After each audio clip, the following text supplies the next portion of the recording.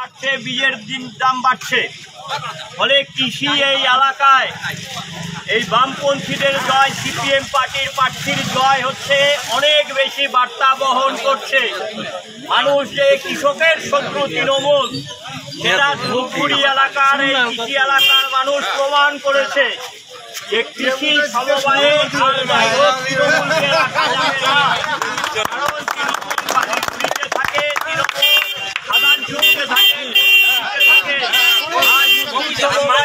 তৃণমূলকে রাখা যায় তাহলে তৃণমূল এই এলাকার সমবায়টাকে ধ্বংস করবে।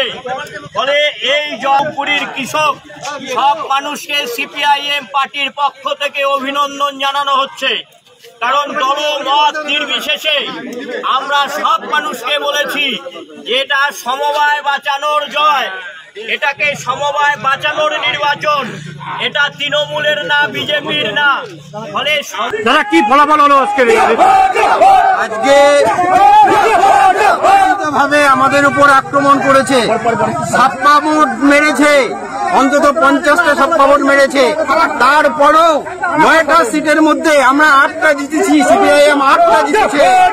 মানুষ আমাদের আশীর্বাদ করেছে, মানুষকে আমরা ধন্যবাদ জানাচ্ছি। আমরা ধূপগুড়ি প্রশাসনকে ধন্যবাদ, তারা আমাদের সহযোগিতা করেছে। ধূপগুড়ি প্রশাসনকে আবার ধন্যবাদ জানাচ্ছি, তারা নিরপেক্ষভাবে ভোট নিতে সাহায্য করেছে, মানুষকে ভোট সাহায্য করেছে। ধন্যবাদ ধূপগুড়ি প্রশাসন। তৃণমূল দাবি যে এই সমবায় সমিতিতে বেশিরভাগ আপনারা সিপিএম এর ক্যান্ডিডেট, তৃণমূলরা যদি অ্যাপ্লাই করে সদস্য হওয়ার জন্য তাদেরকে আপনারা কোন রকম ভাবে নেননি, তার জন্য ওদের এই মিথ্যা অভিযোগ। বরং যে ম্যানেজার ছিল, এই ম্যানেজার গোপন ভাবে তৃণমূলের অনেক সদস্য, অন্তত 150 সদস্য করেছে। এই ম্যানেজারের সঙ্গে যুক্ত আছে।